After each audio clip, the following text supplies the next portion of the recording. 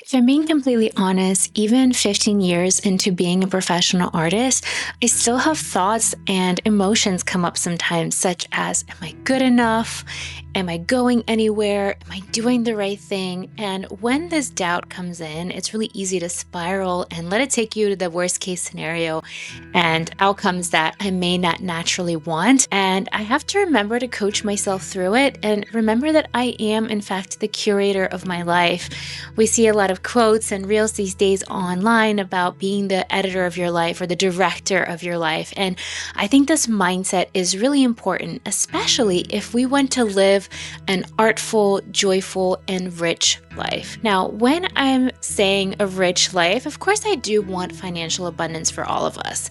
I know that in some parts of the world, this is harder to achieve than in others, but nonetheless, I do believe that abundance is possible for all of us. And I know in my life, I've gone through so many transformations with both my actual bank account numbers as well as my relationship to those numbers, because sometimes it's about feeling like you have enough, trusting yourself and trusting life, even when you are going through difficult seasons and uncertainty is part of your experience. But what I mean when I say a rich life is also the ability to enjoy being an artist. And I'm going to be honest, there are days where I definitely don't. I feel rushed. I'm trying to get some deadlines in, and it becomes a big checklist rather than an experience. And I know that, of course, that is natural and part of life, but more and more as I get older, I really want to be intentionally present enough so that I can experience what it's like to live a rich and artful life. For me, this includes a few staple elements.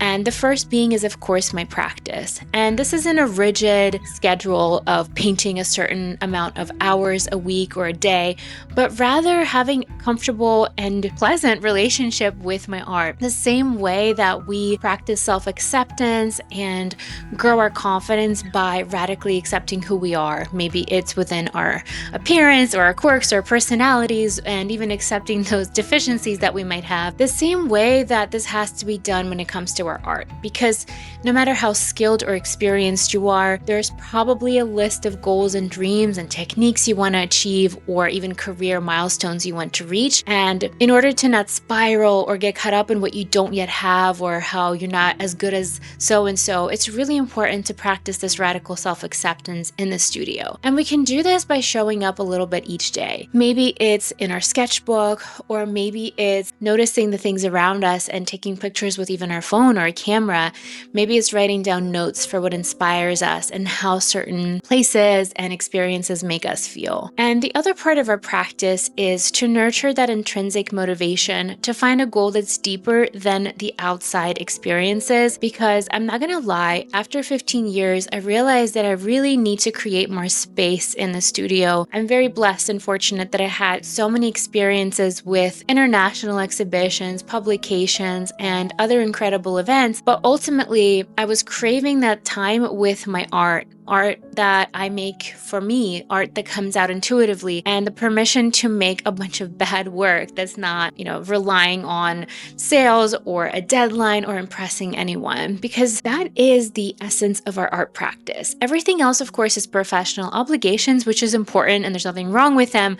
But I do think in order to live a rich, artful life, it's really great to have that luxurious space. So something that I started doing years ago was committing 30 minutes a day to my practice. It could be a sketchbook, it could be going outside and taking photos of a park on a beautiful day, or, lately it's cold out, so I will take pictures of my window. And the other part is to speak kindly to your art. A few years ago, I worked with a coach who encouraged me to speak to my paintings as if I was talking to my inner child or a small child, imagining what you would say to a kid who is maybe 6 or 7 years old, and how kind you would be to that little person versus the way that we sometimes speak about and to our art. And the other thing that I noticed recently recently about living an artful life is carving out space for artful experiences. And this means going to your local park, of course. For me, I've been gifted a few memberships to local museums and gardens. We have beautiful estates here, such as Longwood Gardens, and I've found so much joy in taking pictures of flowers in the middle of winter. Or I recently also attended the Henry Rousseau exhibition at the Barnes Foundation, which is our local museum here in Philadelphia. And the thing about that was, even though I had to take a day off and carve out time to drive to the city and to enjoy lunch with a friend, ultimately I had so many lessons, ideas, and wisdom and color palettes that came from that exhibition. And especially one memorable part of that, I even wrote it on the Crave Substack, which I'll link underneath the notes, is that there is a term that Henry Rousseau came up with, which is a portrait landscape. And I love this term so much because it helped me feel really seen as an artist. As you may know, in my work, there isn't a lot of figurative elements. Sometimes I'll paint the figure or my dog in, but ultimately I focus on the scene, the mood, and kind of use the scene itself as the portrait or a self-portrait even. And so every time you make time for an experience such as visiting a museum, a Broadway show, a concert, or your local estate or park, you are learning and you are getting wisdom from probably generations of creatives or conservation or whatever it is that you're looking at. So to me, I realized that I really want to spend more time making space for this. It's less about doing and achieving and having a certain amount of work, but more about living life, enjoying being an artist, allowing your mind to wander, allowing yourself to receive artful experiences and ideas. Of course, art books can be a great source of that as well. If you don't live near any museums or institutions like that, getting a beautiful book at your local library or ordering some for your collection on thrift books or even from a museum shop can be a really inspiring way to start your morning. I love to sip my morning coffee and flip through beautiful art books and take notes. Sometimes it's a color palette, sometimes it's a subject matter or the way that an artist rendered it. And here's what else I want to say about having a rich artist life. I do believe that it's possible to be financially wealthy as an artist as well. But what I noticed in my life is, and let me know in the comments if you can relate to this, the more I push and the more I strive and the more I want to make something work. We see all these buzzwords like make 10K months, make 100K months. It never ends, truly. I notice that it makes my body in a state of tension and pressure, and I oftentimes sabotage my own sales. And what I realized, the way that I sell my work best is when I am enjoying my overall experience, like I'm living my so-called rich artist life. And I notice when I'm proud of a painting and I share it versus when I'm just sharing quickly to make money, there's nothing wrong with that. I think there's a time and place for that as well. But I notice that sales just naturally come and find me. And there's a great book by Ken Honda called Happy Money. And he talks about how when we are grateful and joyful and we feel that we have enough in our life when it comes to money, even if we are in debt or even if we're having a financial crisis, but we find something to feel that enoughness around. You'll be surprised to see how miracles and support and even sales will come through. And I have seen this time and time again. And for me, that time usually happens when I'm painting, I'm in the flow, and I'm not obsessing over, let's say, my print sales page or, checking to see if I got that email from the gallery, but rather I am enjoying my life because I know, and we all know, that life is precious, tomorrow is not promised, and not to be morbid, but it's true, right?